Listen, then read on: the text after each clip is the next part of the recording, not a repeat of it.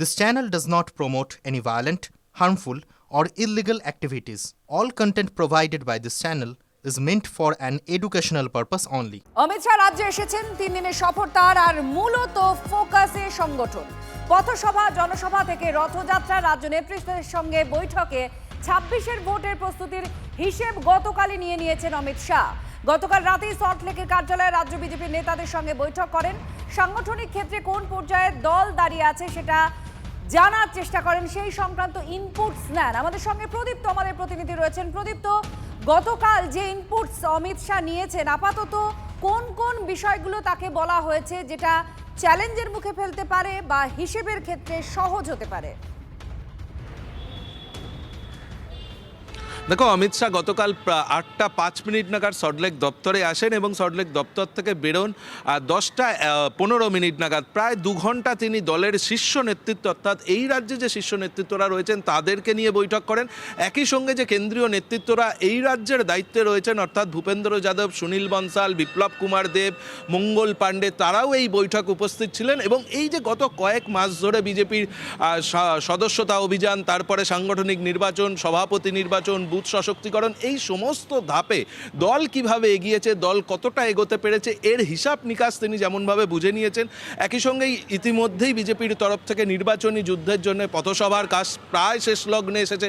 সেই পথসভাগুলোতে কেমন সাড়া মিলেছে, এরপরে অর্থাৎ জানুয়ারি মাস থেকে যখন জনসভা শুরু হবে, সেই জনসভাগুলো নিয়ে বিজেপি নেতৃত্বের কী ভাবনা রয়েছে, রথযাত্রা শুরু হবে, রথযাত্রার রুট কী হবে, সেগুলো বিষয় নিয়েও কিন্তু তিনি বিজেপি নেতৃত্বর কাছ থেকে জানতে চেয়েছেন বলেই আমরা জানতে পাচ্ছি।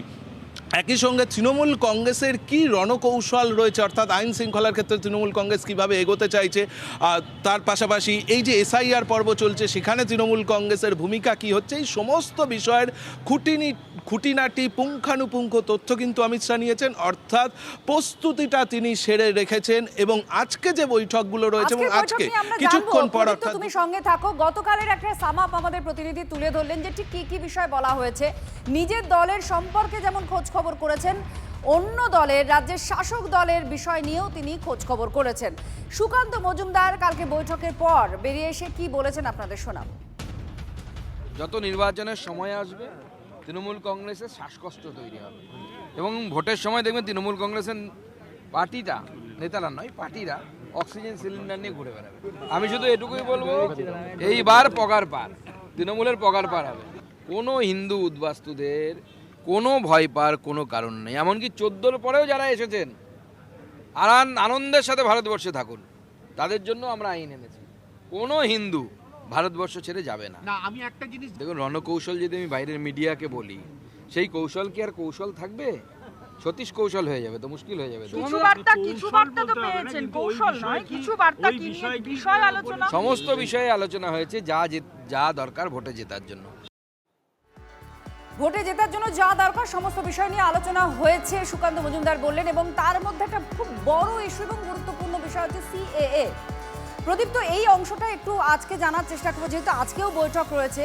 সিএএ সার্টিফিকেটকে নির্বাচন কমিশন মান্যতা দিয়েছে যে নতুনভাবে ভোটার তালিকায় নাম তুললে মতুয়ারা সিএএ সার্টিফিকেট দিতে পারেন, কিন্তু যাদের এখনো হয়নি, একটা টানাপোড়েনের মধ্যে রয়েছেন, তাদের ক্ষেত্রে কোনো বার্তা আজকে কি দিতে পারেন অমিত শাহ, যে দলের কর্মীরা এই বিষয়টা উত্থাপন করবেন, প্রচারের সামনে নিয়ে আসবেন? দেখো, সেটা একেবারে জনমানসে তারা স্পষ্ট করে দেবেন বলেই বঙ্গ বিজেপি নেতৃত্ব মনে করছেন যে কেন্দ্রীয় স্বরাষ্ট্রমন্ত্রী তিনি এই সিএ এবং এসআইআর পর্বে মতুয়াদের মধ্যে যে সংশয় তৈরি হয়েছে সেই সংশয়টাও হয়তো আজ কাটিয়ে দেবেন। কারণ প্রায় ঘন্টা দুয়েক পর এই সেক্টর 5-এরই একটি জায়গাতে, একটি হোটেলে তিনি সাংবাদিক বৈঠক করবেন এবং সেই সাংবাদিক বৈঠক থেকে মূলত এই সিএ এর অংশকেই তিনি তুলে ধরবেন, এমনটাই মনে করছেন বঙ্গ বিজেপি নেতৃত্বের একাংশ।